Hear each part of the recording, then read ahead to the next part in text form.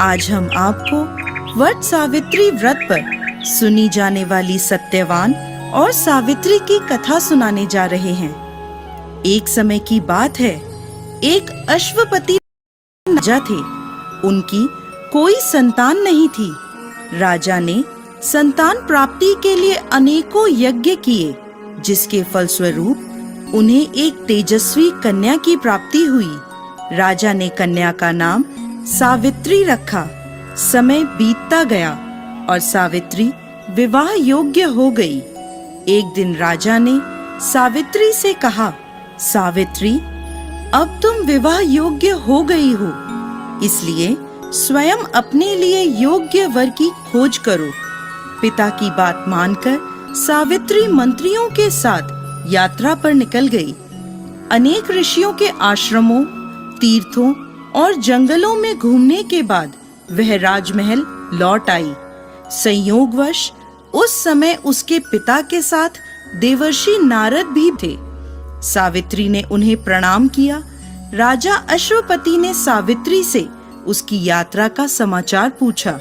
सावित्री बोली, पिताजी, तपोवन में अपने माता पिता के साथ निवास कर रहे सत्यवान मेरे लिए योग्य हैं। मैंने मन से उन्हें अपना पति चुना है। सावित्री की बात सुनकर देवर्षि नारद चौंक उठे और बोले, राजन, सावित्री ने तो बहुत बड़ी भूल कर दी है। यह सुन अश्वपति चिंतित हो गए और बोले, हे देवर्षि, सत्यवान में ऐसा कौन सा अवगुण है?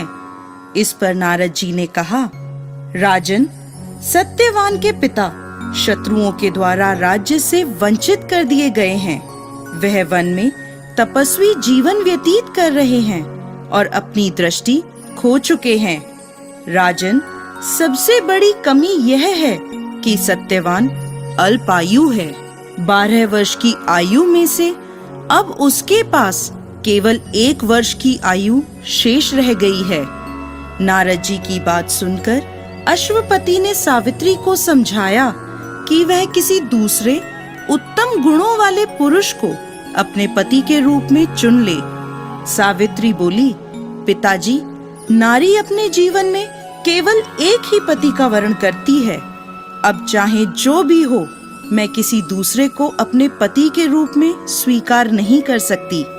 पुत्री की हट के आगे पिता विवश हो गए और सावित्री का सत्यवान के साथ पूरे विधि विधान से विवाह करा दिया गया। विवाह के पश्चात सावित्री अपने पति और सास ससुर के साथ वन में रहने लगी। जैसे जैसे समय बीतता जा रहा था, सावित्री के मन का भय बढ़ता जा रहा था। नारद जी के कहे अनुसार जब उसके पति की आयु मात्र 4 दिन बची, तब सावित्री ने 3 दिन पहले से व्रत रखना प्रारंभ कर दिया। अंततः वह दिन भी आ पहुंचा जब सत्यवान की मृत्यु निश्चित थी। चौथे दिन जब सत्यवान लकड़ियां लेने वन को जाने लगा, तब सावित्री बोली, हे नाथ, मैं भी आपके साथ वन को चलूंगी। सत्यवान के मना करने पर भी वह सास ससुर की आज्ञा लेकर अपने पति के साथ वन को चली गई। वन में सत्यवान ने जैसे ही पेड़ से लकड़ी काटना शुरू करा, उसके सर में असहनीय पीड़ा होने लगी और वह पेड़ से उतर गया। सावित्री समझ गई कि उसके पति का अंत समय निकट है, अतः उसने अपने पति का सर अपनी गोद में रख लिया। लेटने पर सत्यवान अचेत हो गया। सावित्री चुपचाप आंसू बहाती ईश्वर से प्रार्थना करने लगी। तभी उसे लाल वस्त्र पहने भयंकर आकृति वाला एक पुरुष दिखाई दिया।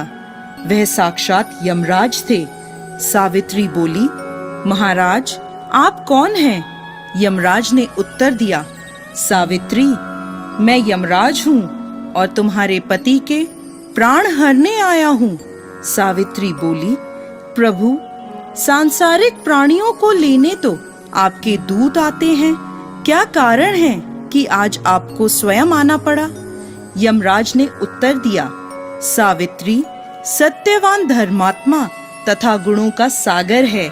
मेरे दूत इन्हें ले जाने के योग्य नहीं हैं, इसलिए मुझे स्वयं आना पड़ा। ऐसा कहकर यमराज ने सत्यवान के शरीर से प्राणों को निकाला और उसे लेकर वह दक्षिण दिशा की ओर यमलोक को जाने लगे। सावित्री भी उनके पीछे पीछे चल दी।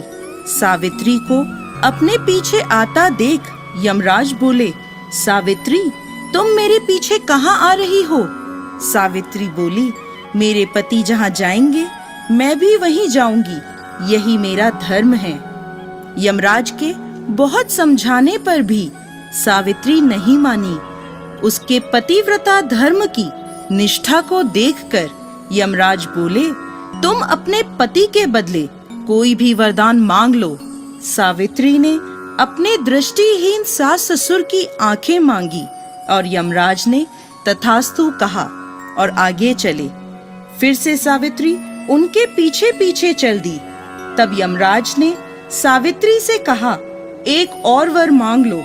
तब सावित्री ने अपने सास ससुर के राज्य को वर के रूप में मांग लिया और यमराज ने तथास्तु कहा और आगे चल दिए। सावित्री फिर भी यमराज के पीछे चलने लगी। अब यमराज बोले, चलो और एक वर मांग लो। तब सावित्री ने अपने पिता के लिए 100 पुत्रों का वरदान मांगा। यमराज ने तथास्तु कहकर सावित्री को वापस लौटने को कहा, लेकिन सावित्री नहीं मानी और फिर उनके पीछे चल दी। अब यमराज बोले, सावित्री, तुम मुझसे अपने पति के प्राणों के अलावा कोई भी वरदान मांग लो। तब सावित्री ने वर मांगा कि उसके सत्यवान से 100 पुत्र प्राप्त हों। इस बार भी यमराज तथास्तु कहकर आगे बढ़ने लगे, परंतु सावित्री फिर उनके पीछे चल दी। अब यमराज बोले, मैंने तुम्हें सभी मनवांछित वर दे दिए, अब तुम लौट जाओ। तब सावित्री बोली, महाराज, आपने मुझे सत्यवान से 100 यशस्वी पुत्रों का वरदान दिया है और सत्यवान के बिना पुत्र कैसे संभव होगा? ऐसा कहकर सावित्री ने यमराज को उलझन में डाल दिया। तब यमराज बोले, सावित्री, मैं तुम्हारी पतिव्रता धर्म से प्रसन्न होकर सत्यवान के प्राण छोड़ रहा हूँ और साथ साथ तुम्हें आशीर्वाद देता हूँ कि तुम्हारी यह कहानी युगों युगों तक सुनाई जाएगी। यह कहकर यमराज ने सत्यवान के प्राण छोड़ दिए और यमलोक को लौट गए। तब सत्यवान और सावित्री अपनी कुटिया में पहुँचे।